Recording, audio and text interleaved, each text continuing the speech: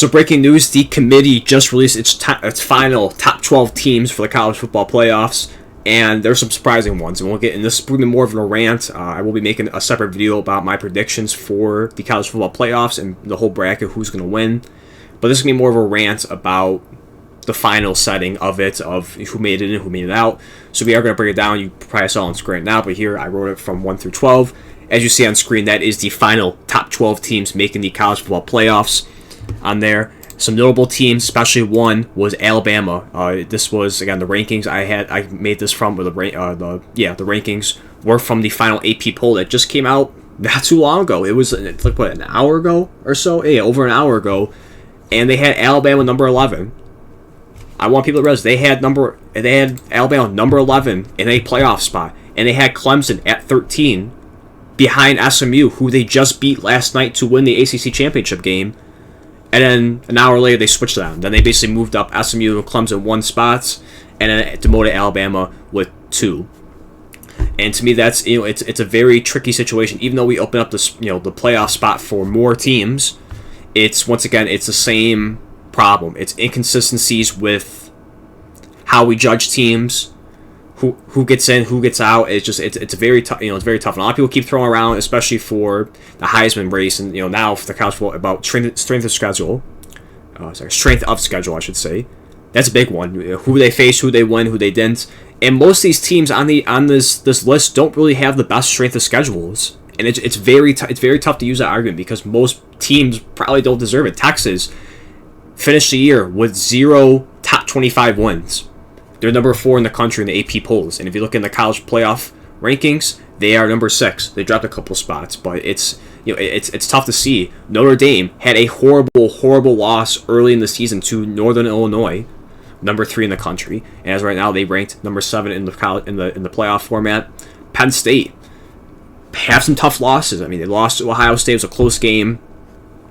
You just lost to Oregon in the Big Ten Championship, number 5. You could argue maybe they should get knocked down a little bit more. Boise State, it's again not too much of an impressive resume. They did win their Mountain West Championship, but it's very difficult to look at that. Indiana, not that great of a resume either. Got smacked by the only great team that really played was Ohio State. Got smacked at Ohio State. Arizona State, I get it. They deserve it. They did have a good season. But again, for the most part, it's very difficult to judge because it's from the start. The rules and how they have it set up is already bad enough, and the end result is just as bad.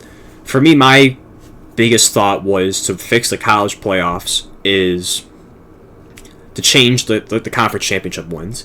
A conference championship win should not get you a automatic bye. It should at least guarantee you a playoff spot. And I think a lot of people wouldn't mind that. But the problem is when you go up here and you see Boise State and Arizona State having byes over Ohio State, Texas, Penn State, Notre Dame, all these teams that you probably say are much better, far much better, especially Boise State at number 3, it's very difficult. I mean, even though 1 through 4 they are ranked the top 4 teams in the country, realistically that they're not. I mean, they showed that in the AP polls. You have Boise State at 3, they are number 8 in the AP polls. You have Arizona State at 4, they're number 10. You look at this to me should be right here. The top 4 and the AP polls right here should have automatic bye. If you are the top 4 teams in the country, I don't care about conference championships and all that, you deserve to get in. It's the same way as the college football playoffs. If you look at the 4 best teams in the country, you get in. And of course, that's a whole other story about controversy, who deserves it more or less in the years past. But that's how it should be. The top 4 teams in the nation, regardless of who they are, if they're all SEC teams, guess what? All those 4 SEC teams in the top of the country should get automatic bye. It should not because you win your conference championship. So that's my biggest thing with that. So I think first off, they need to fix that to start off with just at least guarantee them a playoff spot. Have no issue with that. Conference championship should absolutely matter, but not to the extent of having an automatic bye. So let's start with that. Certainly the biggest and the more controversial one, shouldn't be, is judging off of wins and losses, strength of schedule, people have said. Again, some of these teams are not that impressive with it. Again, going back to Texas, 4th in the country, have 0 top 25 wins, both losses coming to now number 2 Georgia. Now, they weren't number 2 at the time when they faced them, but now you look at the rankings, they both lost to Georgia when they actually faced a ranked team. So there is issue with that. Again, Notre Dame, same thing. Penn State, same thing.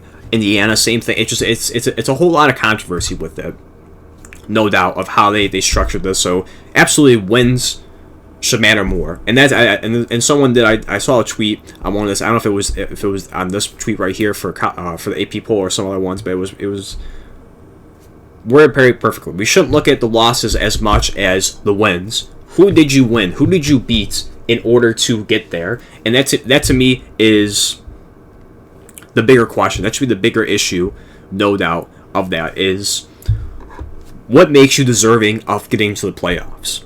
And you have the case, again, people may look at with the 3 losses, certainly Oklahoma and Vanderbilt are not great losses. Certainly that hurts them, no doubt. But you look at the top 25 wins they have, the strength of schedule, that to me should play a part into it. I know people are sick of SEC and the committee always favoring the SEC, but it should dawn on you. And there was, I think it was something I retweeted. Here it is, right here. Trying to figure out who makes it in. You look at this on here from CBS College Football Sports. These are the 5 teams that they weren't sure who's going to get that final spot. You see SMU, Alabama, Miami, Ole Miss, South Carolina. Now, of course, we all know now SMU and Alabama are safe. But when you break it down for the other teams, it is, the record for Alabama speaks for itself. Like, they have 3 losses, and it may not look good on paper, but you look at, they have out of the 5 on here, and certainly some for other teams, like I said, Texas and whoever else you want to throw in there, Indiana, they have 4 top 25 wins, 3 in the top 25, 1 in the top 10. Now, again, the losses are not great. Tennessee you can overlook because Tennessee is a good team, made it in the playoffs. But Oklahoma, and like I said, Oklahoma and Vanderbilt, not great losses. Definitely, puts a stain on the resume. All of them on here did not win their conference championship, and it's, again, when you look at the wins should matter more. Who did you beat? And when you look at SMU and Alabama, again, it's certainly be controversy with that. SMU overall did have the better record, 11-2 to 9-3, but it's, again, in terms of the rank wins, Alabama was better. They had one more top 25 win overall, and they had a top 10 win over SMU, who did not. The losses, they just lost to Clemson in the college championship, or the ACC championship, and they lost to BYU, who is ranked in AP polls number 17. So, not horrible losses, and I think that's what got them in, is that they lost to just ranked teams as opposed to not having non-ranked teams, losses. And you look at the other ones too. Miami, 10-2, had a better record than Alabama. Did absolutely nothing. Lost to Syracuse at the end of the year, lost to Georgia Tech, and 0 for either of them. 9-0 top 10 wins, 0 top 25 wins. You look at Ole Miss, they had 1-1. South Carolina also had a similar resume to Alabama, but what you would put Alabama over them because they lost to them as well. But same thing too, 9-3, 3 top 25 wins, 1 top 10 win, no conference championship. And it's a juggling act. But also to the committee, I don't think it has done a great job trying to make this perfect. Another thing, going back to last year, the infamous Florida State. You had a team that was undefeated. We talk about wins, talk about resumes. Undefeated team that did not make the college football playoffs. Florida State became the first undefeated team in that era to not make the college football playoffs, and the Alabama got in over them with 2 losses.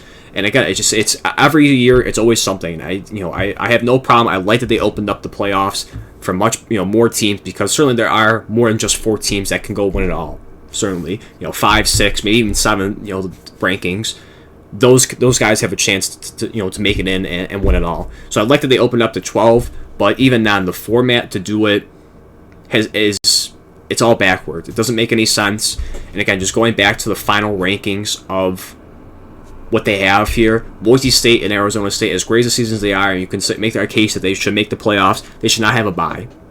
I'm sorry, they should not have a bye in this one. If you're going to put an AP poll out there, the top 4 teams should get the bye.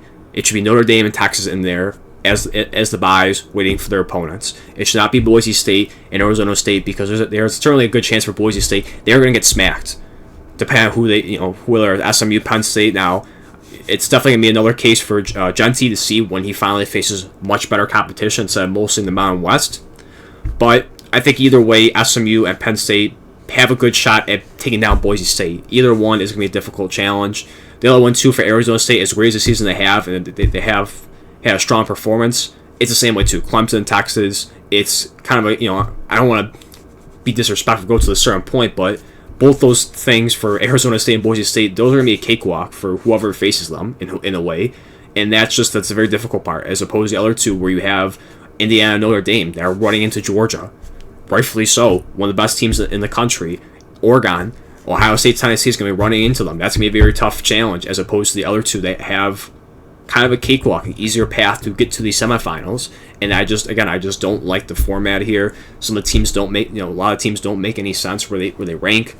And again, it's very difficult how they did this. It's frustrating because they had a good format in the beginning with the 12-team playoff format, but it's gone hill down since the thought process and now the rankings, especially with the AP polls. Now it's does strength of schedule not matter? Does wins not matter? I know Penn State, or Alabama, once again, I know they had 3 losses, but they had, in terms of top 25 wins, had a better resume than some others, and it's very puzzling how they go through the process. So we'll see how it takes it from here. Hopefully next year they do iron things out and change some things. For at least for the buys, for the championship, for the buys, that's not going to change. I already know that. Maybe some other small tweaks might happen, but just again, it's a little puzzling in how they went through this process and how they rank things. But this is the final list of the top 12. I will be making a video about my thoughts and breaking down the bracket and who I think is going to make it all the way and win it. So we'll see you in the next one.